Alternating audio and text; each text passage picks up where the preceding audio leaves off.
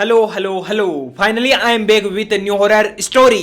बेशरम बोल दो मैं हूं इस लायक क्योंकि मैं आपको हर बार बोलता हूं कि डेली एक नई हॉरर स्टोरी है वो आपको इस चैनल पे देखने को मिलेगी, लेकिन आपको ये स्टोरी भी करीब 9 दिन के बाद देखने को मिल रही होगी। वो सब छोड़ो, लेकिन मैं आपको सॉरी नहीं बोलने वाला हूं क्योंकि ये तो हर बार की कहानी में हर बार ऐसा ही करता हूं। तो फोकस करते हैं स्टोरी पे, तो चलो चलते हैं।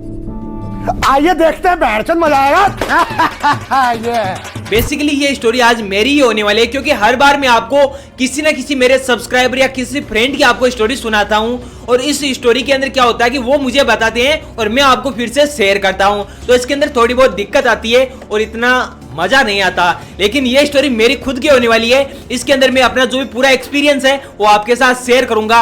अगर मैं खुद का एक्सपीरियंस है वो आपके साथ शेयर करूंगा और जो भी चीजें हैं वो पूरी मेरे साथ हो रखी है तो मैं आपको बहुत ही अच्छे से एक्सप्लेन भी कर पाऊंगा। अब एक बार क्या हुआ कि एक मेरा फ्रेंड है विकास, उस विकास के घर के अंदर एक इवेंट था। अब क्या हुआ कि मैं उस इवेंट के अंदर उसने मुझे बुलाया और मैं वहां पे चला गया। अब वहां पे जाने के बाद क्या हुआ कि जो भी इवेंट था वो दिन के अंदर था। शाम को उसके जो भी सभी भाई बहन, चाचा ताऊ, दादा पापा फूफी, सबके जितने भी बच्चे थे, बहन भाई बच्चे, सभी एक साथ शाम को छत के ऊपर इकट्ठे हो गए। अब इकट्ठे होने के बाद वो वहां पे क्या कर रहे थे, ताश पत्ते खेल रहे थे। अब क्या था कि उनके टाइम पास करने का जरिया था और सभी एक साथ बैठे थे इसलिए मजाक मस्ती कर रहे थे और ताश पत्ते वो खेल रहे थे। अब इसके अंदर विकास क्या था कि विकास ऐसे ही ताश पत्ते नहीं खेलता था, वो पैसों के ऊपर ताश पत्ते खेलता था और हर बार वही जीतता था। लेकिन उस दिन क्या था कि उस दिन विकास को कोई भी पैसा देने वाला वहां पे नहीं था। तो अब उस दिन क्या हुआ कि जो भी विकास है वो बिना पैसों के वहां पे ताश पत्ते खेल रहा था और फिर भी वो बार बार वही जीत रहा था। मजाक है ये, हैं? मजाक है ये। अब उसकी एक बड़ी बहन थी सुमन। अब वो क्या करती थी कि मैं जितनी भी बार वहां पे जाता था वो हमें कुछ अलग ही तरीके से डराया करती थी। मुझे भी हर बार मैं जितने अकेला भी जाता या कभी भी जाता तो वो मुझे डराया करती थी। वो क्या करती थी, कभी चद्दर ओढ़ के आती और हा हु इस तरीके से करती और कभी कभी अपने बाल वो आगे करके आती और कभी अजीब अजीब आवाजें निकालती। अब भाई क्या, मैं पहले छोटा था तब वहां पे जाता तो मुझे बहुत ही डर लगता था, इसलिए मैं वहां पे डर के मारे बैठ जाता और वहां पे थोड़ी बहुत मजाक मस्ती कर लेता, लेकिन डर जाता वो दीदी है और मुझे डराती और मैं डर जाता। अब क्या हुआ कि उसी दिन दीदी है वो नीचे से आती है, नीचे से आने के बाद वो वहां पे अपने बाल है उन बालों को आगे करती है और वहां पे आती है और इस तरीके से आवाजें निकालती है और अजीब अजीब जैसे कोई भूत हो।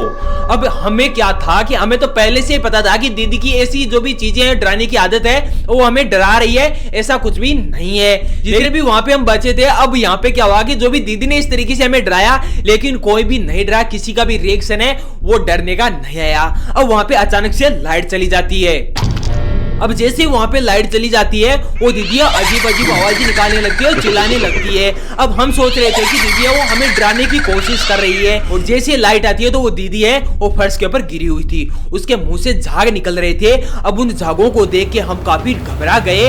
इसके साथ ही जो भी विकास था वो उसे बोल रहा था कि आज दिन में पकोड़े हैं, उसने ये ज्यादा खा लिए, इसकी वजह से इसके मुंह से झाग आ रही है और ये हमें डरा रही है। इसके साथ कुछ भी नहीं हुआ, लेकिन हमने उसे उठाने की कोशिश की, वो उठी नहीं। तो हम क्या करें कि हम जल्दी से भाग के नीचे गए, ताऊ ताई ऐसे चिल्लाते हुए नीचे गए और उन सभी को बुला के ऊपर की ओर लेके आए और बोला कि दीदी के साथ ऐसा ऐसा हुआ, उसके मुंह से झाग निकल रहे हैं। अब जैसे वो ताऊ ताई यहाँ पे आए तो दीदी को उठाने की कोशिश की, वो नहीं उठी। वहां से दीदी को वो ताऊ ताई है वो उठा के नीचे की तरफ ले गए। अब नीचे ले जाने के बाद क्या हुआ कि जो भी शाम हो गई थी, रात के 10 है वो बज चुके थे। अब 10 बजे आपको पता है कि गांव के अंदर कोई भी डॉक्टर है वो नहीं रहता, सभी अपने अपने घर चले जाते हैं। अब वहां पे कोई भी डॉक्टर है वो तो था ही नहीं। अब वो उसे बचाने के लिए क्या करे, तो वहां पे गांव के अंदर एक तांत्रिक था। अब वहां पे उसके ताऊ ताई है वो अपने जो भी बच्चे थे उन्हें बोलते हैं, जो कि हमसे काफी बड़े थे, उन्हें बोलते हैं कि यहाँ पे उस तांत्रिक को आप बुला के ले आओ। फिर वो तांत्रिक आता है, तांत्रिक आते ही दीदी होती है, दीदी के ऊपर है वो इस तरीके से सुमन के ऊपर है वो इस तरीके से हाथ फेरता है और जैसे हाथ फेरता तो वो उसके ऊपर बोलता है कि इसके अंदर तो एक साया है, अब इस साये को आपको निकालना पड़ेगा, नहीं तो ये साया है वो कुछ भी कर सकता है। अब उस साई को निकालने के लिए उस तांत्रिक ने क्या किया कि जो भी चौक था, चौक के ऊपर जैसे खुला था चौक, जैसे हम छत के ऊपर से देखते थे तो हमें छत के ऊपर से नीचे जो भी चौक है वो एकदम साफ दिखाई दे रहा था, ऊपर चौक है वो खुला था। तो उस चौक के अंदर है दीदी को बीच के अंदर लेटा दिया, उसके चारों तरफ एक आग का घेरा वो बना दिया। अब वो जो भी तांत्रिक था वो मंत्र पढ़ने लगा जिससे कि उस आत्मा को वहां से निकाल सके। अब जैसे मंत्र पढ़ रहा था, हम वापस छत के ऊपर थे, सभी बच्चे थे वो सभी छत के ऊपर थे और जो भी बड़े बड़े लोग थे वो सभी नीचे थे। अब हम ऊपर से देख रहे थे कि उसके साथ क्या हो रहा है, क्या क्या कर रहे हैं, वो तांत्रिक वो क्या कर रहा। अब भाई साहब ये चीजें हैं वो मैं आपको बता रहा हूं, ये इतने मजाक फनी वे के अंदर बता रहा हूं, लेकिन अगर आप इन सभी चीजों को सीरियसली देखोगे ना तो आपके रोंगटे वो खड़े हो जाएंगे। अब फिर वो तांत्रिक को जोर जोर से मंत्र पढ़ने लगता है। अब जैसे वो तांत्रिक जोर जोर से मंत्र पढ़ता है तो दीदी वो एकदम से खड़ी होती है, उसकी आंखें एकदम लाल गोल मटोल इतनी भयानक है कि देखने से आपकी पेंट गीली हो जाए, इतनी भयानक डरावनी आंखें।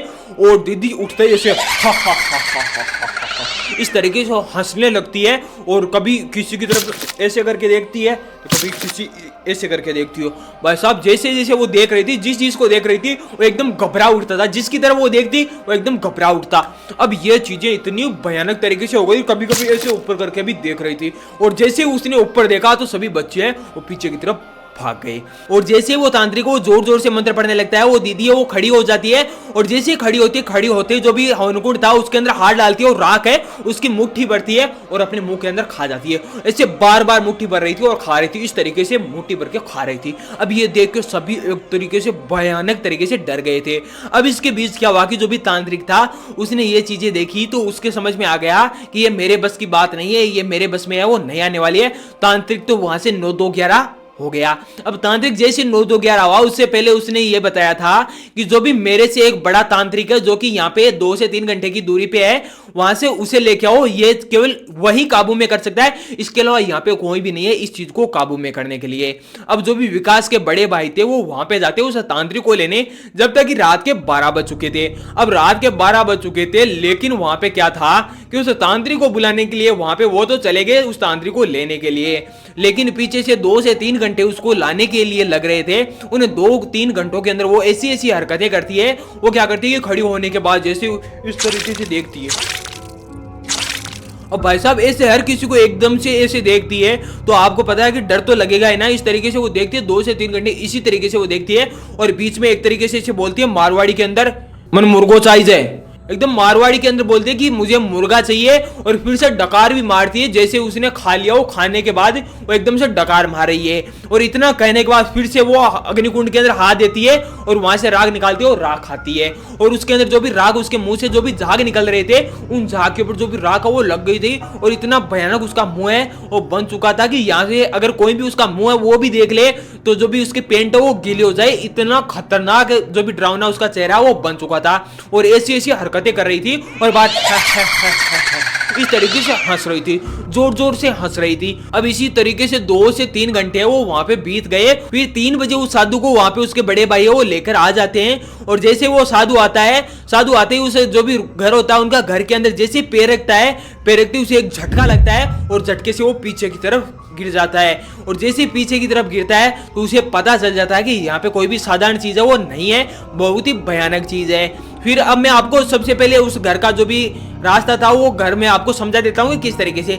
जैसे एकदम सीधा वो घर था और उसके बीच के अंदर जो भी एक चौक था और ऊपर छत थी और इस तरीके इस तरफ रूम था, इस तरफ रूम था और पीछे 3 रूम थे और दोनों तरफ रूम थे और आगे की तरफ रूम था और बीच में ऐसे आने का रास्ता था। और वहां पे बीच के अंदर जो भी वो वहां पे जो भी घेरा था उस घेरे के बीच से वो निकल नहीं सकती थी, क्योंकि उस तांत्रिक ने यहाँ पे बोला था कि ये घेरा है, इस घेरे के अंदर मैंने यहाँ पे मंत्र पढ़ रखे, इससे बाहर तो ये निकल नहीं पाएगी और आपके साथ कुछ भी नहीं होगा जब तक आप उस तांत्रिक को बुला के लेके आ सकते हो उस पंडित को।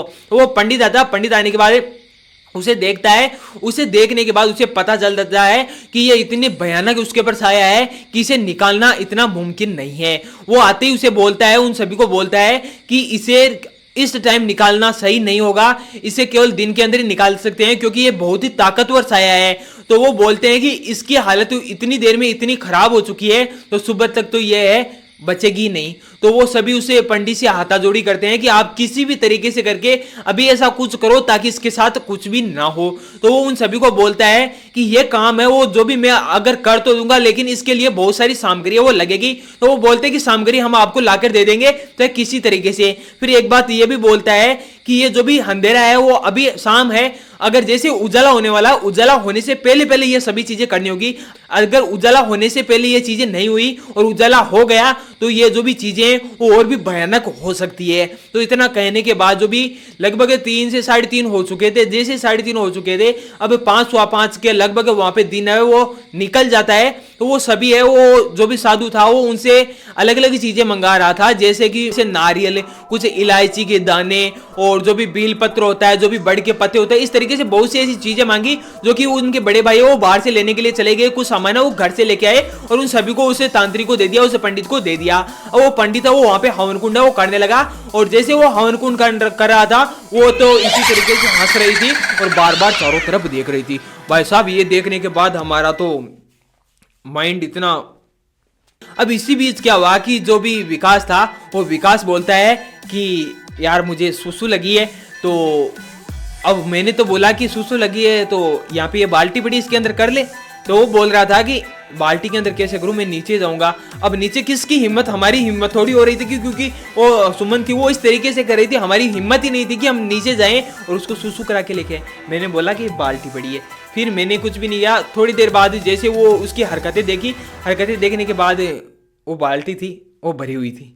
अब वो बाल्टी तो वो भर चुकी थी, आधी भर चुकी थी, और उसके साथ मैंने भी उसी बाल्टी के अंदर, क्योंकि नीचे जाने की हिम्मत किसी की भी नहीं थी। अब वो पंडित है वो बोलता है कि इस घर के अंदर जितने भी घर वाले हैं उन सभी को यहाँ पे नीचे बुलाओ, और नीचे बुलाने के बाद मैं आपको एक मंत्र है वो बताता हूँ। वो मंत्र है वो आप उन सभी को बताता है। वो मंत्र मुझे अभी भी याद तो नहीं है, लेकिन वो मंत्र है वो सभी को रटवा देता है, यानी कि याद करवा देता है, और बोलता है कि आप सभी को आंखें बंद करनी है और इसको मन मन में आपको बार बार रिपीट करना है। लेकिन अगर एक चीज को याद रखना, जो भी रिपीट नहीं करेगा तो ये जो भी हम काम कर रहे हैं ये कोई भी सही नहीं होगा। तो वो सभी डर के मारे है और अपनी आंखें बंद कर लेते हैं और उस मंत्र को बार बार है वो रिपीट करने लगते हैं। और जो भी तांत्रिक था वो जोर जोर से उसी मंत्र को पढ़ रहा था, और जैसे हवन कुंड के अंदर जो भी आहुति है वो दे रहा था। अब इसी तरीके से आहुति देते देते वो एकदम से क्या करता है कि जो भी गंगा जल होता है वो गंगा जल अपने हाथ के अंदर लेता है और सुमन के ऊपर इस तरीके से छिड़कता है, ऐसे हाथ में लेता है, मंत्र पढ़ते पढ़ते उसके ऊपर छिड़कता है।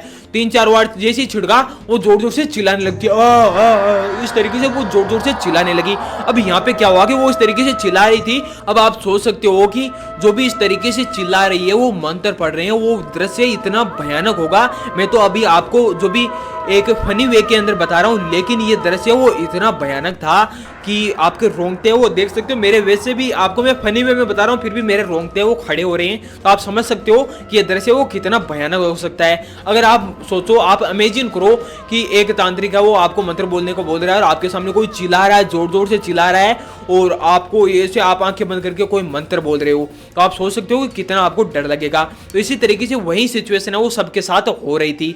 अब इसी बीच क्या होता है कि लास्ट के 2 से 3 बार है वो लास्ट के बचे थे, उस समय वो पंडित है वो जल लेता है, गंगा जल जैसे उसके ऊपर छिड़कता है, फिर धुआं धुआं करके उसके अंदर से जो भी सुमन थी उसके अंदर से जैसे धुआं धुआं से कुछ बाहर निकला और वहां पे चला गया, और वो सुमन वो वहीं पे नीचे गिर गई। अब भाई वो नीचे तो गिर गई, लेकिन किसकी हिम्मत, वो इस तरीके से इतनी भयानक हरकतें कर रही थी, उसके पास जाने की हिम्मत किसी की भी नहीं थी। अब वो पंडित है वो जाता है, उसका हाथ है वो हाथ पकड़ता है, इसे ऊंची खड़ी करता है, खड़ी करने के बाद उसकी आंखें वो इस तरीके से देखता है, इसकी आंखें देखता है, वो बोलता है कि अभी ये सेफ है।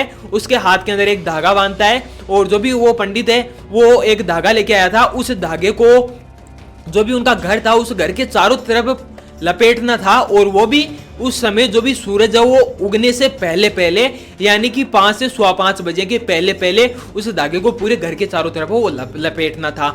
जो भी उनके बड़े भाई हैं वो सभी मिलते हैं और जो भी उस धागे को उनके घर के चारों तरफ वो लपेट देते हैं। इसी बीच क्या होता है कि जो भी नारियल होते हैं उन्हें बाहर फोड़ने को बोलता है कि घर के बाहर है वो 3-4 नारियल है वो फोड़ दो, तो वो घर के बाहर है वो फोड़ देते हैं। फिर सुमन को उसके रूम के अंदर उसके बेड के ऊपर लिटाया जाता है। फिर जो भी तांत्रिक था वो पंडित था, उसके जो भी हाथ था उसके ऊपर यहाँ पे एक धागा है वो बांध देता है, है और वो उन्हें बोलता है कि इस धागे को कभी भी मत खुलने देना, क्योंकि अगर ये धागा खुला तो इसकी जान है वो कभी भी जा सकती है। इतने भयानक तरीके से उसका साया है वो करा था उस टाइम, तो वो निकल गया।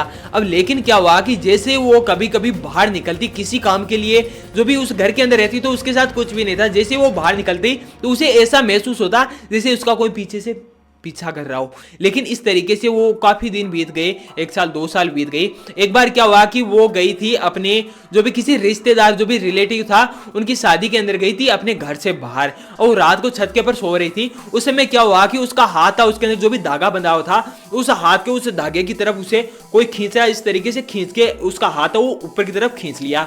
अब उसे जैसे वो खड़ी हुई तो वो धागा है वो वहां पे उसे खींचा हुआ नजर आ रहा था, जैसे कोई उसके धागे को पकड़कर उसका हाथ है वो कोई खींच रहा हो इस तरीके से। अब 2-3 साल हो गए हैं, वो सभी चीजें वो ठीक हो चुकी है, उसकी शादी भी हो चुकी है, उसके 2 बच्चे भी है, और भी बच्चे पैदा करे, तो हमें क्या है। क्या बात कर रहे हैं? अगर आपके साथ भी कोई ऐसी हॉरर स्टोरी होती है तो आप मुझे मेल और इंस्टाग्राम के माध्यम से बता सकते हो, डिस्क्रिप्शन के अंदर उनका लिंक है। अगर आपको ये वीडियो थोड़ा बहुत भी अच्छा लगा हो तो एक लाइक करके चैनल को सब्सक्राइब जरूर कर लेना, क्योंकि आपको ऐसे ही और वीडियो देखने को इसी चैनल पर मिलते रहेंगे। और अगला वीडियो वो जल्दी आने वाला है, तो मिलते हैं अगले वीडियो में, जब तक के लिए जय हिंद।